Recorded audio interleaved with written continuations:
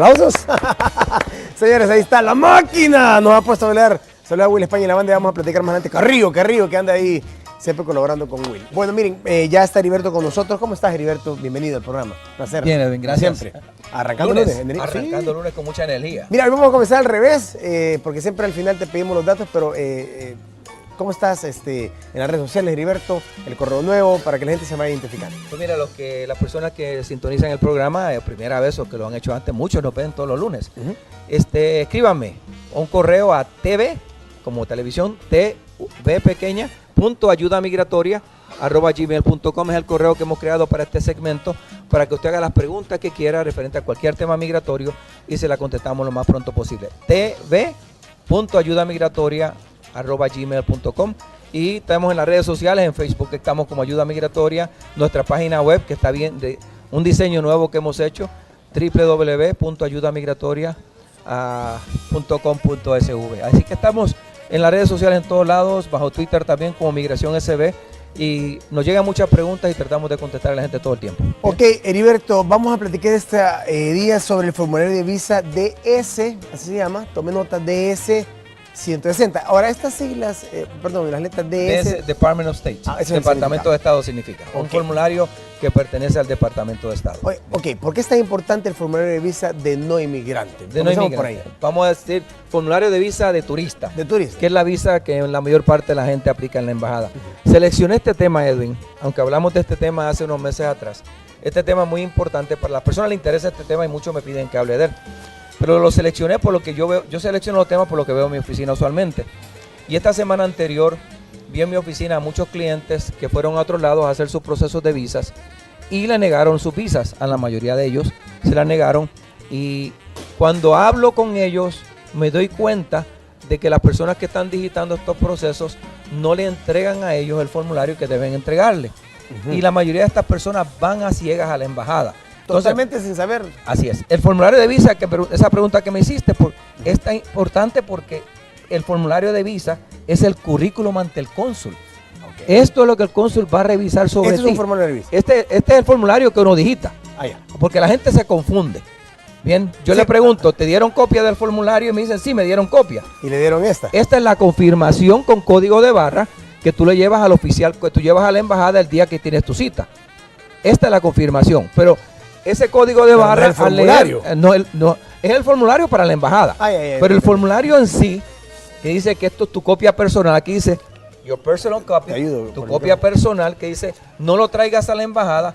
Ese es el formulario en sí, porque esa es la información que se digita en línea para uno crear esta confirmación. O sea, los dos tienen relación. Porque el cónsul, al chequear este código de barra que se encuentra en la esquina aquí, todos esos datos que están digitados en estas 7 páginas le aparecen en la pantalla al cónsul. 7 páginas. Este es de un varón.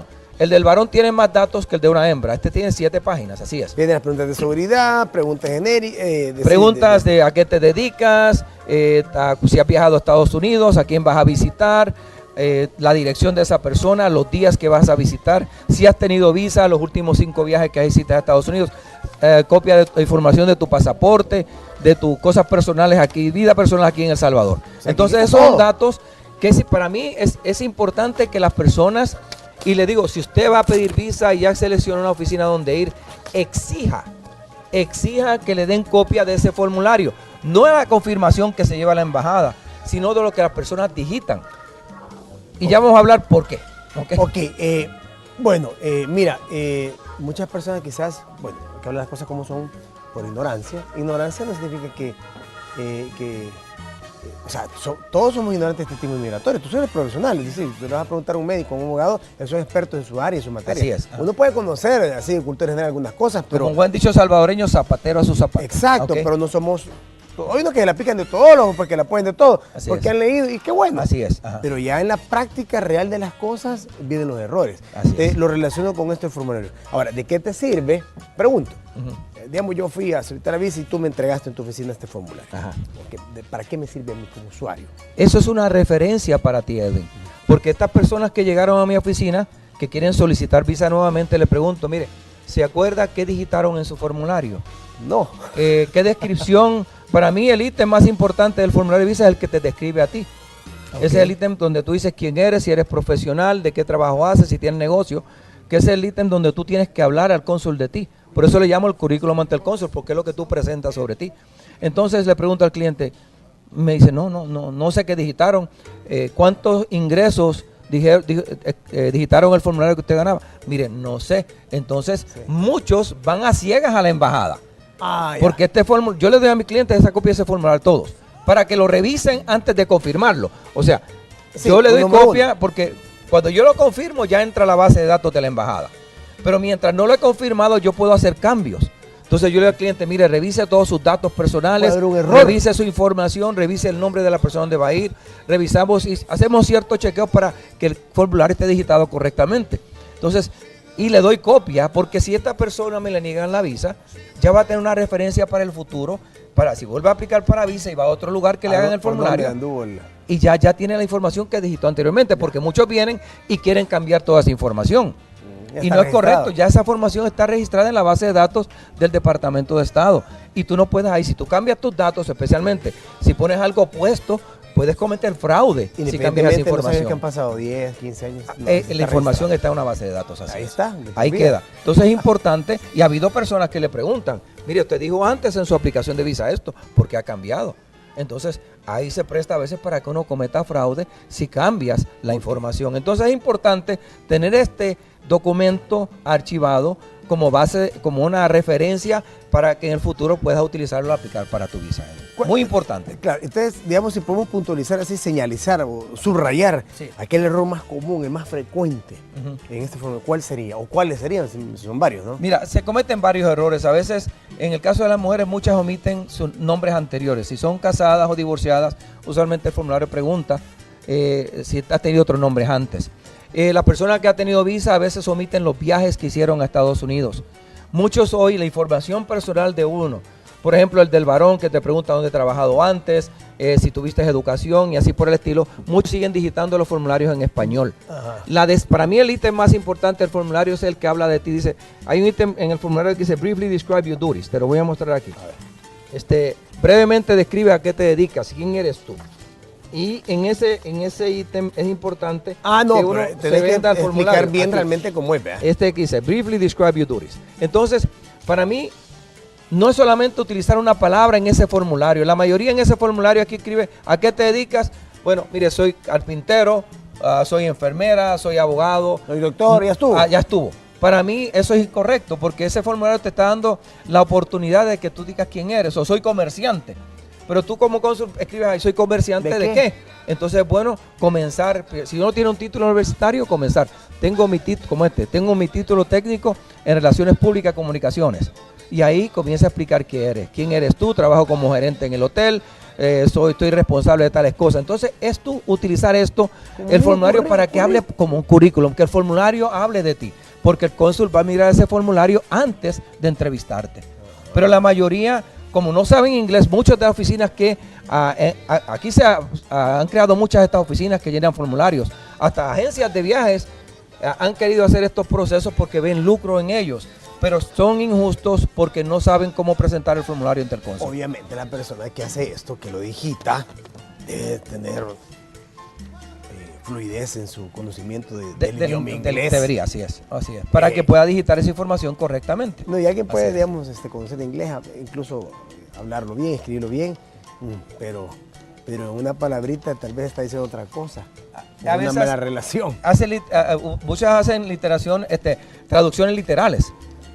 Buscan en Google, hacen una traducción en Google y a veces yo he visto unas borradas en mi oficina, Edwin, completamente. Y por aquí te doy un ejemplo. Por ejemplo, que lo utiliza varias veces. Por ejemplo, visitador médico. Visitador médico, muchos te lo traducen aquí como health visitor. Eso es incorrecto. Es traducción literal. Eso es traducción literal. El término correcto sería pharmaceutical salesman o saleswoman. Sí, esa es la traducción correcta de un visitador médico. Sí, entonces, vendedor de fármacos. Así es. Medicamentos. Y eso sucede en muchas ocasiones. Yo he visto descripciones que han hecho personas que ni yo las entiendo. Entonces, es importante, por eso la importancia de ese formulario. Primero, que sea digitado correctamente. Las personas que van a aplicar para visa, lo sigo enfatizando, exíjale a la persona que le va a digitar su formulario que le dé la copia personal suyo. para que usted la tenga como archivo, no solamente el que se lleva a la embajada, no solamente esta hojita, porque esta hojita no le dice nada a usted. Esa es la copia, digamos, son 5, 6, 7 páginas de información para que usted tenga como referencia para el futuro. Traído, Es ese formulario, así varias es. páginas, son Y 4 así preguntas, usted lo puede examinar antes de ir a la embajada y no va a ciegas también, porque muchos se le olvidan lo que han digitado, a quién vas a visitar, los días, las fechas, y es importante que uno esté bien empapado de lo que dice ese formulario para que a la hora de la entrevista, si el cónsul te hace preguntas, concuerden con lo que se digitó en el formulario. Mire, Heriberto, te quería preguntar, ¿las preguntas de seguridad son las mismas o ha cambiado con estos los ataques de terroristas de la vez anterior? Si pensamos en el formulario antiguo, el pequeñito, el DS-156, había 6 preguntas de seguridad. Este tiene 29. Bueno, ahí está el cambio. Ahí está, son 29.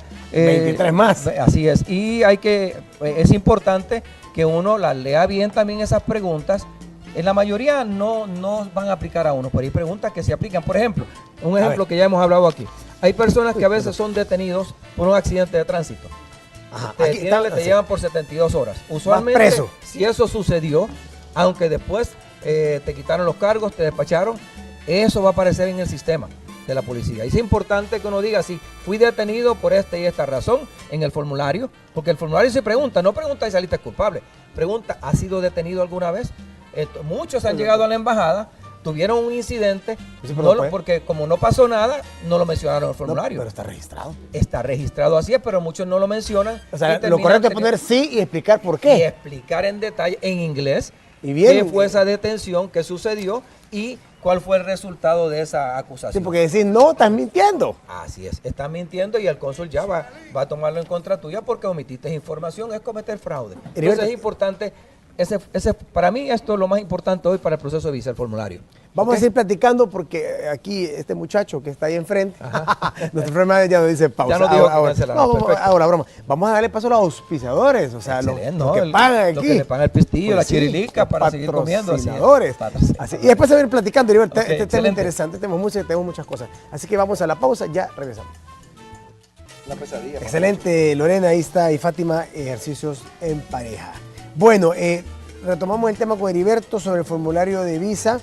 Hemos hablado de muchos temas importantes, pero Heriberto nos va a contar algo que yo me le quedé viendo y le digo, ¿cómo es posible? Una persona que durante más de 24 años no sabía, voy a dejar que Heriberto lo diga. ¿Cómo fue el caso? Mira, los temas que damos aquí en el segmento funcionan. Ajá. La gente los escucha y han beneficiado a muchas personas durante los años, casi 11 años que llevo aquí, muchas personas, y ponga a buscar todas las personas, los procesos que hemos hecho y que ha llegado después de un segmento a reclamar cierto beneficio, funciona.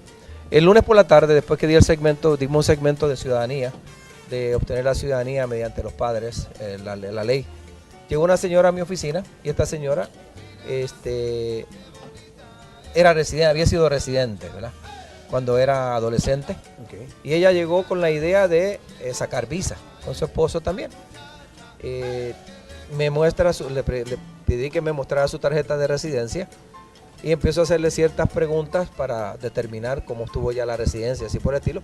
Y cuando me doy cuenta, le digo, mire, usted es ciudadana, usted hace 24 años que es ciudadana. ¿Hace 24 años? Sí, desde que ella ingresó a Estados Unidos, ella, por la situación que vivió, que su mamá era ciudadana americana, nunca se había casado con el papá, llegó a vivir bajo la custodia de su madre en Estados Unidos. Ella obtenía la ciudadanía directa cuando ingresó a Estados Unidos y lo que tenía que reclamarle. Entonces, funcionan los segmentos, las personas llegan a preguntar, porque también esa es la idea de ella, preguntar sobre su proceso, pero también quería sacar visa. Mira, en este caso específico, Heriberto, que estás diciendo que alguien le puede llamar la atención, tú ya me has explicado, pero lo voy a repetir, quería sacar la visa pero tenía que renunciar a la residencia. A la residencia, así es. ¿Cómo así? Porque me puede decir, pues yo residente puedo viajar.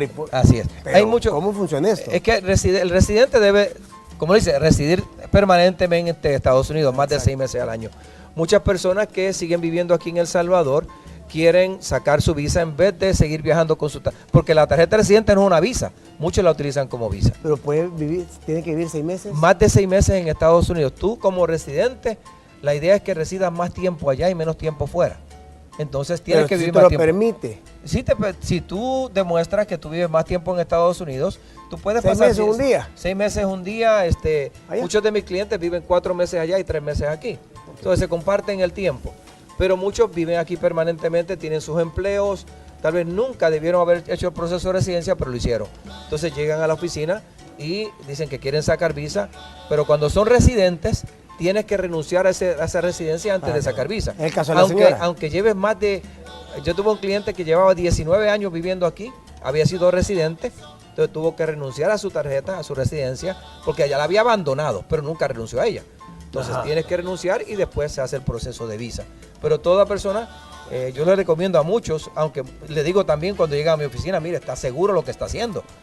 Porque muchos recientemente llegaron y quieren renunciar. Le digo, ¿está seguro? Porque tuve un cliente que renunció y a los 6 meses regresó y me dice, no, yo quiero mi tarjeta de residente de regreso, y ya era muy tarde. Ya no se puede. Así es. Entonces sí se puede hacer, Edwin.